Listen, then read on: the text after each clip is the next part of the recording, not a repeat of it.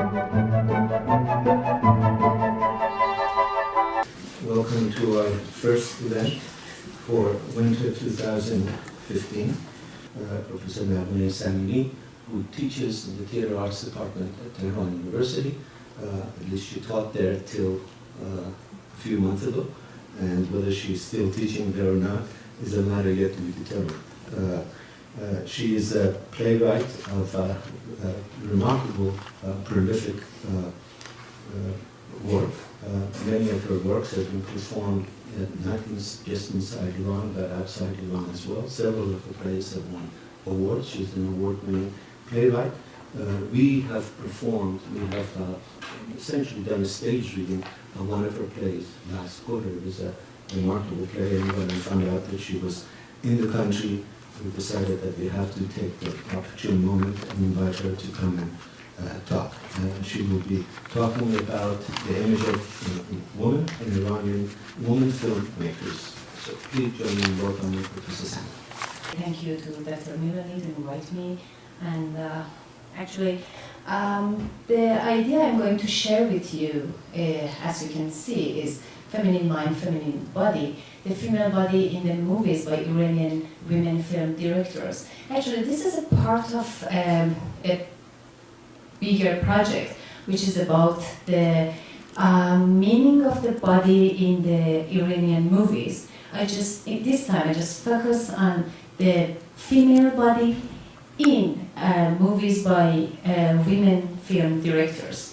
Feminine mind, feminine body, the female body in the movies by women film directors. 1. I am my body. Last week, a nude photo of an Iranian actress was published and created an intense cultural shock all over Iran. Last month, a critic published his opinion about the fat female body of an actress to imply her worthless work. Last year, a male doctor in a TV show used a model breast to teach breastfeeding. He was loved everywhere in public spaces like Facebook and etc., just for pretending to be a woman.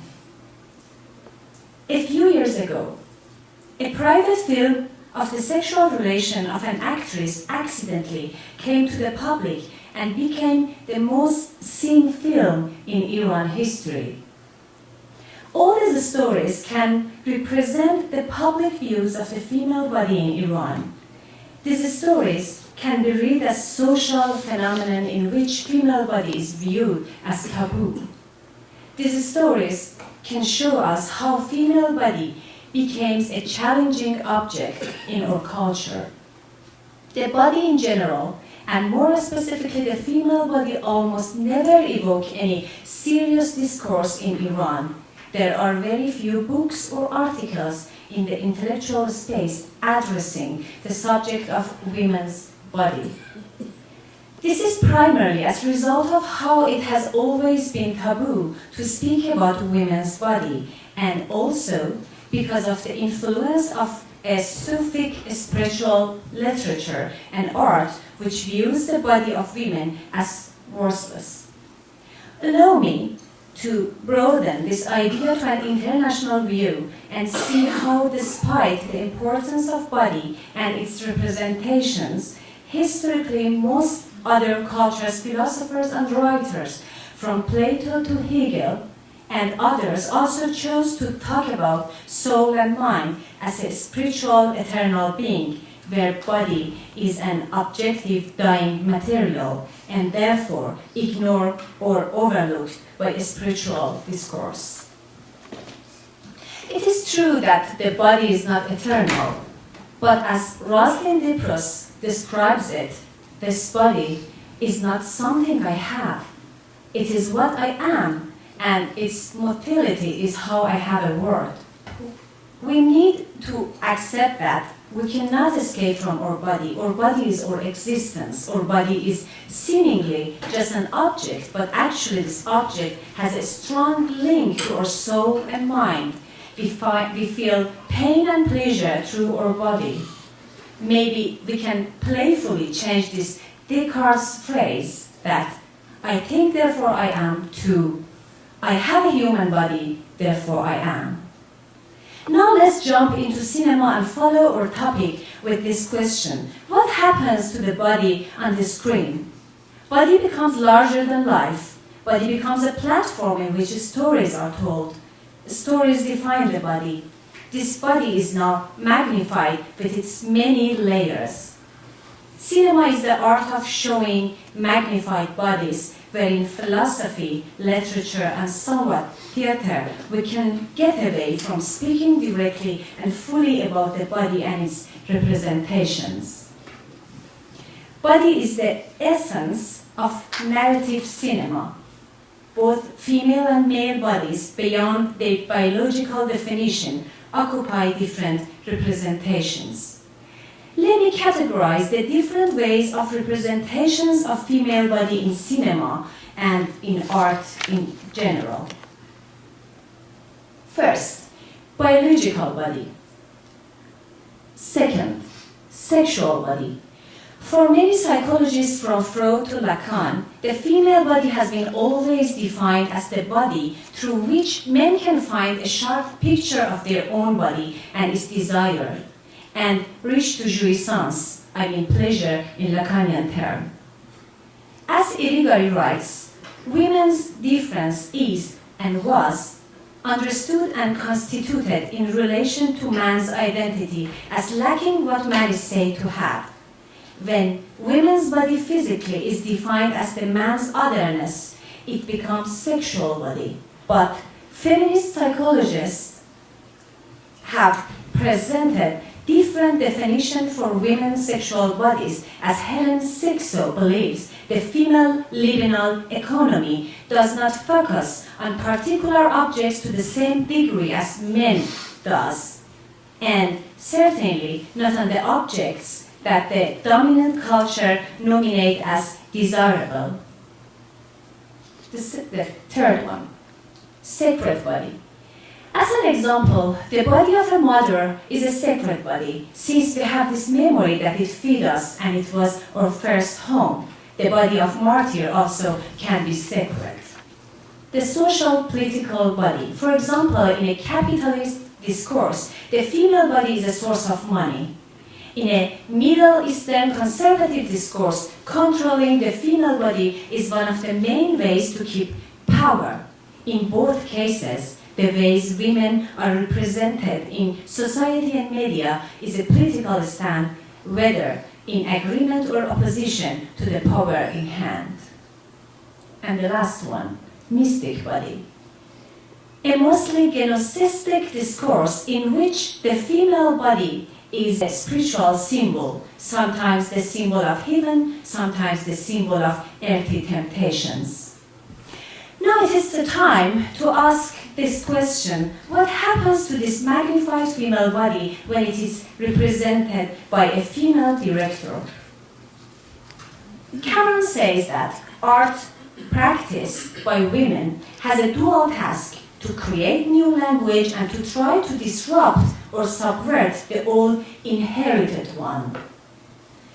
When we apply this idea to cinema and its structure, we have to consider and accept that the representation of body is part of its language, which should be revised and redefined to the point we can create a new language. Psychologically and theoretically, women have a different perspective on female body than men, so naturally we expect them to reflect and represent it differently too. Jumping to the main subject, I would like to turn your attention to the Iranian cinema and the way in which the female body has been represented through the lens of Iranian female directors. When it comes to Iran, the female body is a much more challenging phenomenon. Throughout the history to this day, the female body has been suppressed by male power.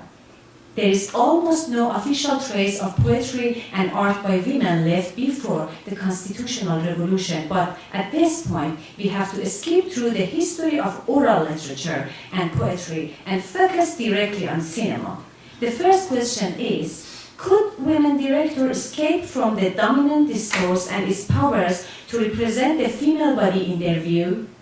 Secondly, how would they avoid the governmental boundaries and limitations? And most importantly, how would the female body and the female mind meet on the big screen? 2. I am the ugliest woman in the world, but I have the same feeling as the pretty ones have. This is tragic. Before the revolution, the most popular genre in Iranian cinema was film Farsi, where female body was almost only limited to showcasing breasts and hips shaking in front of the lens. At this time, Iran was moving toward modernism, where definition of beauty and female body was more sexualized than ever. During this time, in 1961, a radical and critical short film by Furuh Farrokhzad, a well-known female poet who has already been breaking taboos in her poetry, came off with the title of House is Black, Khane Siyah Ast. House is Black becomes the most significant film of its time and for times to come, for how it redefines aesthetic standards and introduces a different representation of body and the female beauty to the camera. بر این پرده اکنون نقشی از یک زشتی، دیدی از یک درد خواهد آمد که دیده بر آن بستن دور است از مروت آدمی. این زشتی را چاره ساختن، به درمان این درد یاری گرفتن و به گرفتاران آن یاری دادن، مایه ساختن این فیلم و امید سازندگان آن بوده است. The film begins with an image of a leper woman in the mirror. Here we are only able to see the woman's image through a mirror as she sees herself in mirror. We are both encouraged to accept the ill, horrid face. Here, Farrokhzad is directing us to look at the image of leper woman as if it was our own image in the mirror, by which she disrupts and subverts the notion of beauty and what the popular culture has been presenting as aesthetic standards. In the following scenes, there are more and more images of lepers' bodies which normalize the ugliness to viewers in order to highlight that subjective feeling and thoughts are the same whether in beautiful or leprosy objects' bodies. There is a scene referring to this idea in which a leper woman who is anointing her eyes with coal, her subjectivity is a woman, but her objectivity is a leper. This is tragic. 3. I am a woman, I don't have a body, I am just a soul. The Islamic Revolution happened in 1979, and it felt as if suddenly our world turned upside down.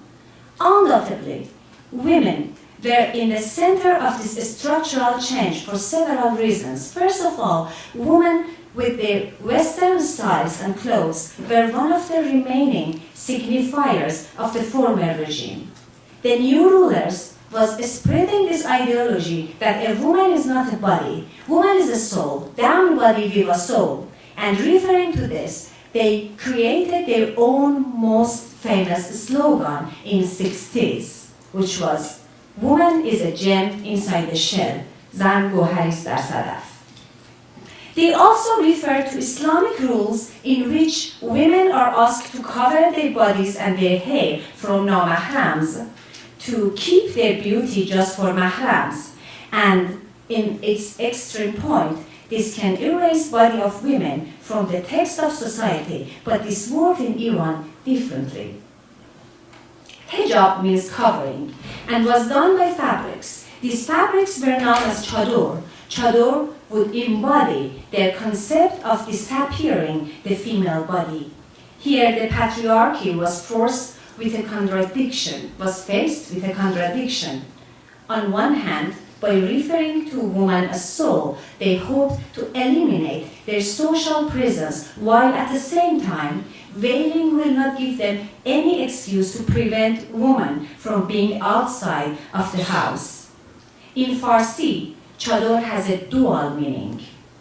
As mentioned before, it is used to describe the fabric which covers the body, hijab, but also it means a tent or temporary housing. So one could say, by wearing chador, women were at home and out in the society at once, which made the patriarchy confused as how to control them. At this point, after the revolution, the female body had become a highly charged political landscape. Depending on ways women would dress, the tightness or looseness of their clothes, and the use of makeup, one could draw a link to their political, religious views and their class and possibly opposition to the government. In this table, you can see the films made by women directors through 60s, which means 1981 to 1991. In the city of Mice, 1985, Marzieh Buruman's first feature puppet film, made specifically for children, Mice and Not Women, presented the oppressed. In her first feature film, Relationship, 1986, Puran Darakhshande features a deaf boy who is expelled from society. Darakhshande believes that the boy's effort in the film reflect her own efforts in patriarchal society. After this film, Darakhshande chose a girl or woman lead for her next 3 films. In such a manner, she continued her exploration on marginalization of women.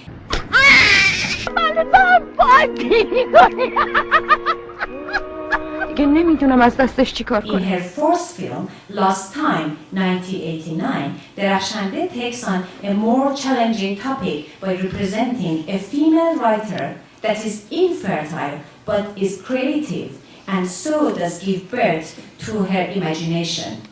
Darakhshande declares that Lost Time, which directly dealt with women, the feminine body, and the issue of birth, banned her for working in cinema for decades. It's important to note that at this time, during the war, sacred pregnant body was the only or nearly only physical condition of a female body which was legitimized. Pregnant bodies carried soldiers, therefore they were sacred. Also, as I mentioned, the body of mother is a sacred body, since we have this memory that it fed us and it was our first home. Bani Etemad used the same strategy. Her first film, Off Limits, 1986, is a comedy with 2 male characters, a thief and an employee. Bani Etemad continues the same approach in making her other 2 films in the decade. Films without no women leading women characters.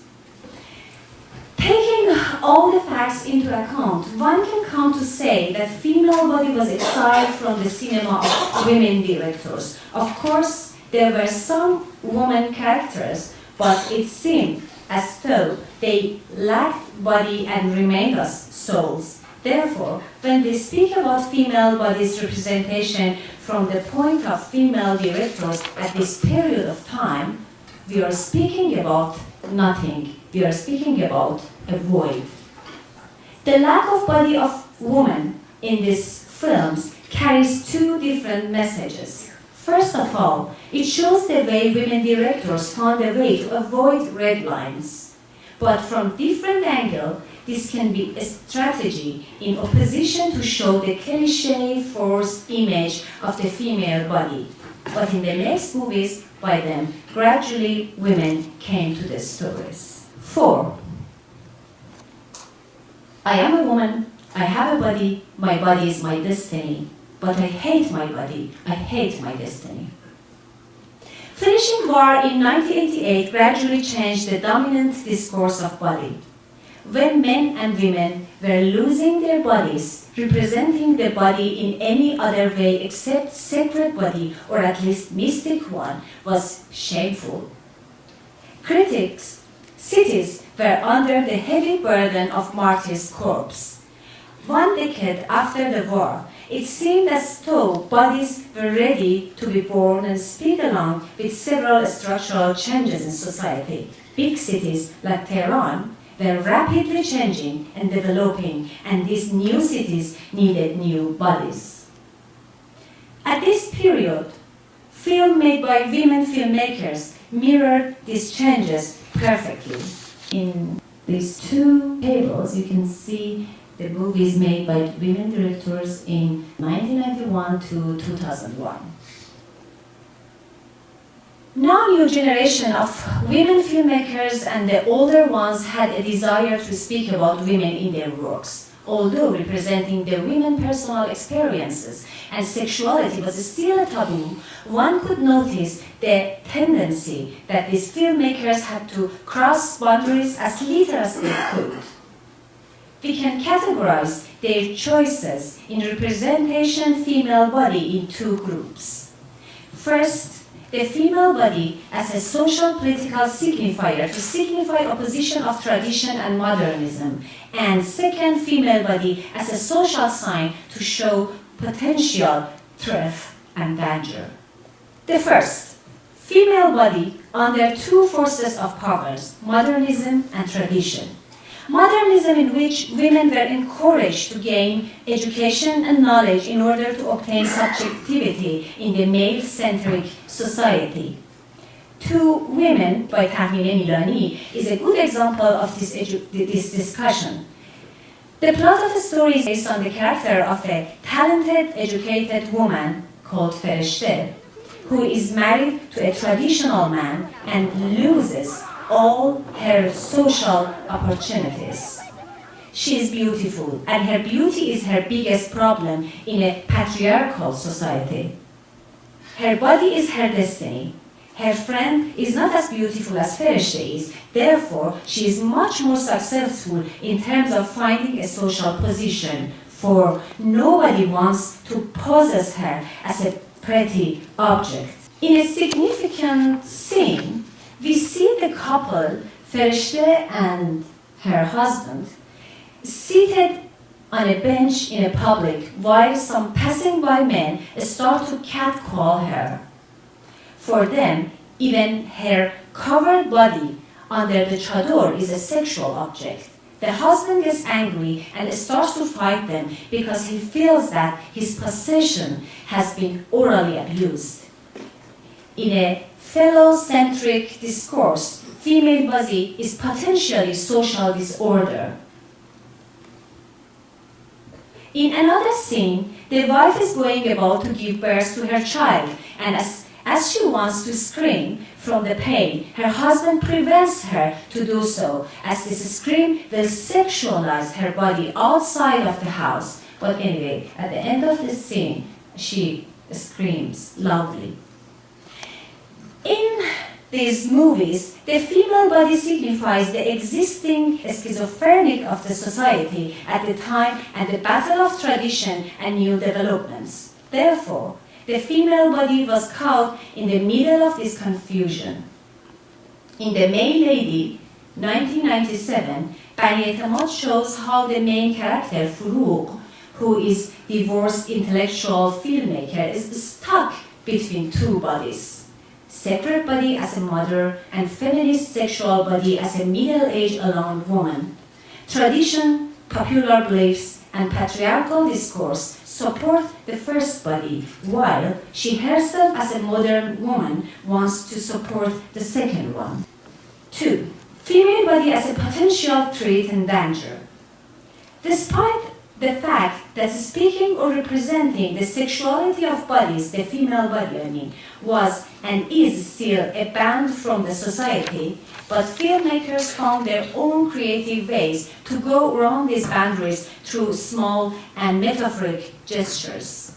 Based on a true story, in Appel, 1997, by Samira Makhmalbaf, we see yet again how the female body is horrifying threat to the patriarchal world. Here, an illiterate man has imprisoned his daughters along with his wife at home to keep them uncorrupt.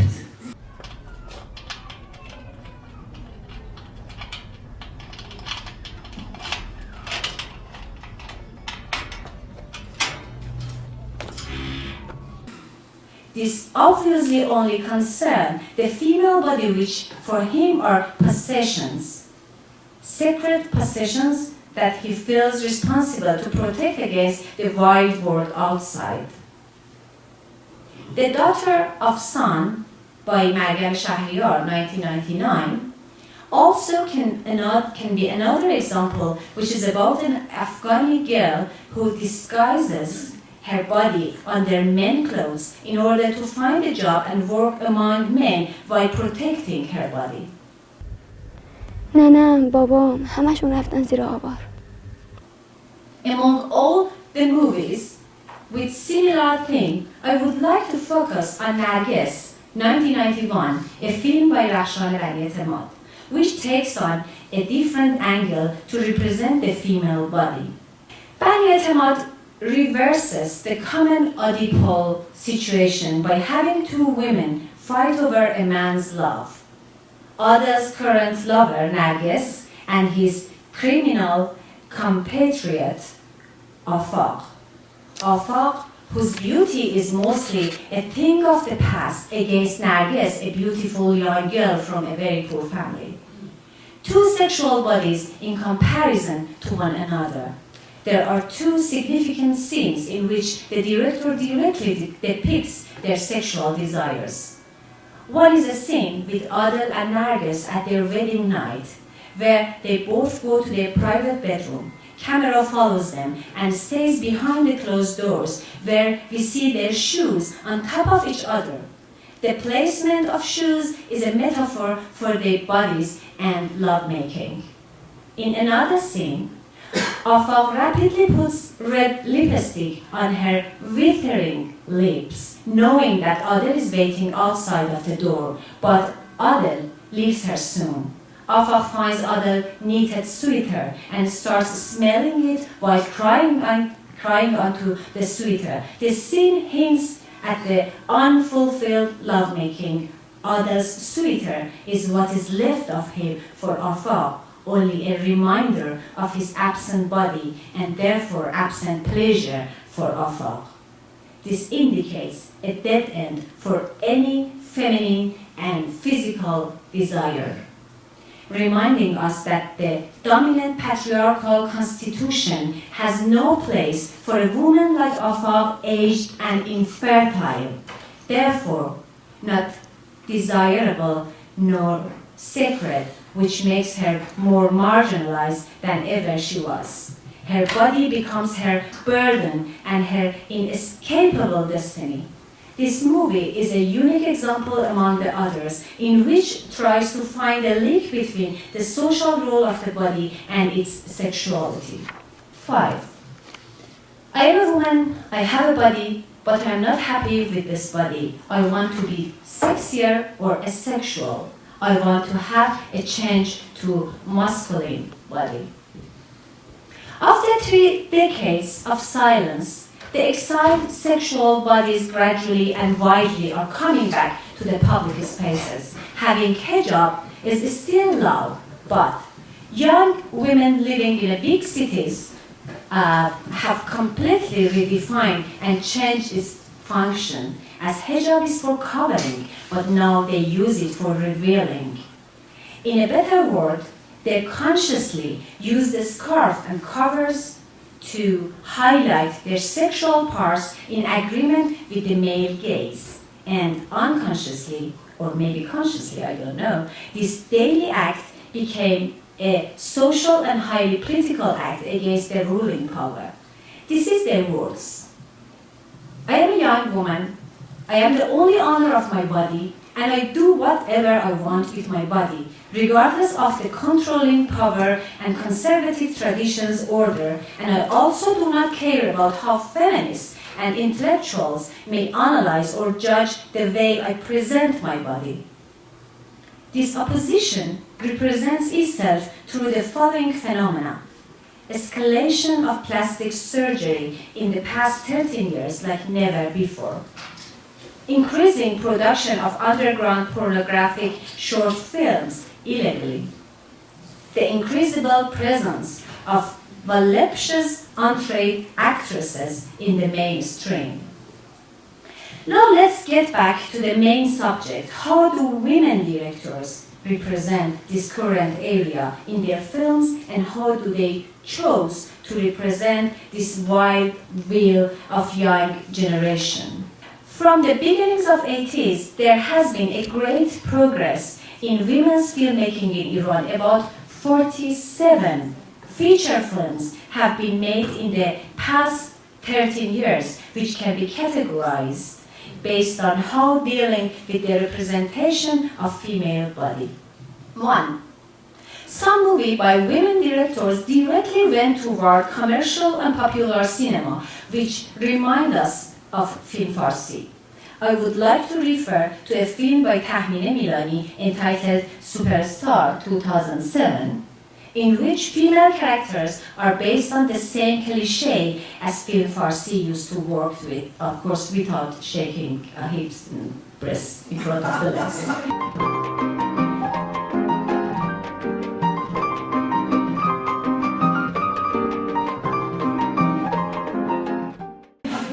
Two, some other women directors have tried to focus on the other side of the matter, taking agency and ownership over one's sexualized body, female body, I mean. One of the most significant examples of this is 20 Fingers 2004 by Mania Akbari. وقت گرفتی چی؟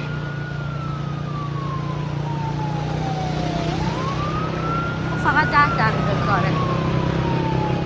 In this film, women freely speak about their bodies and experiences. Another movie that can be mentioned in this category is Three Women by Malaysia Hikmat. ببین بچه با من شوخی نکن. 4 تا سوال دارم ازت میکنم، مثل آدم به من جواب. محمد استادی هندونه که میخوره. شیرینه. Another group of women filmmakers chose to speak about the epidemic problem of Iran regardless of gender. Rakhshan Bani-Etemad is one of them with 2 films, Gilane 2004 and Mainline 2006. Gilane is a movie more about what happened to the bodies after the war rather than their gender. Both mother and son are asexual, and their deformed bodies are social signs for showing the result of the war. Mainline is about another major epidemic in today's Iranian society, which is addiction. Sarah, the addict, has no feminine behavior nor any desire for being sexual. She has a fiancé, but her main lover is opium. Again, this film tries to remain focused on the issue of addiction, regardless of gender, by removing all aspects of femininity from Sarah, although the director shows us how more vulnerable is Sarah to obtain drug in comparison to her female friends because of her to her male friends because of her female body. Number of other women filmmakers still are continuing the discourses of former decades. In some movies, still the body of women are represented sacred, such as 143 Rack, which comes directly from the 60s, or Friday Evening 2006 by Mona Zandi, that tells the story of young, beautiful woman who is raped by her uncle and gets pregnant. اسبابا رو نچیدی؟ دست تنها تونستم اینجا رو گیر بیارم، کلی هنر کردم. اسباب کشی که دیگه هیچ. The movie wants to negate the idea of sacred body, but at the same time carries the idea of fear for being a woman, which comes from 70s. Shh, girls, don't scream. سعی می‌کردم به گذشته فکر نکنم. دبیرستان تو خونه تازه‌مون تموم کردم. تا اینکه یه روز یه خواستگار از یه خانواده خوب برام اومد. 2012 by Purana Darakhshande can also be included in this category. The movie is about a bride who has been raped as a child. The movie carries this idea that feminine body is the potential enemy of young innocent girls. At the end of this part, I would like to focus on a movie that seemingly has three latest characteristics of mentioned ones. Facing Mirrors, 2009, by Naghmeh Azerbaijani. She belongs, Naghmeh Azerbaijani belongs to the young Iranian generation of filmmakers.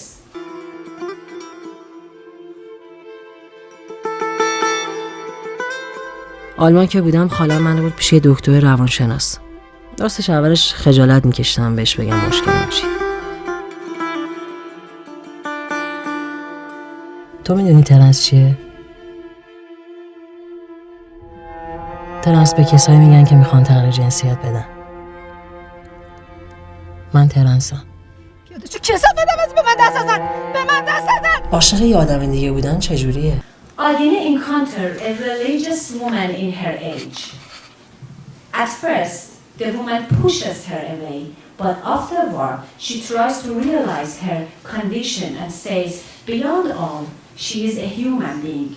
She says, از هر چی گذشته اینم یه بنده خداست. Adine is neither a man nor a woman. There is no scene in the movie to show her sexual desires as man. Her masculine desires are only about shaving her birth and wearing a hat instead of scarf. In one aspect, one may hear this internal message in the film. This could be a better world if we could forget about our sexuality and just be a human.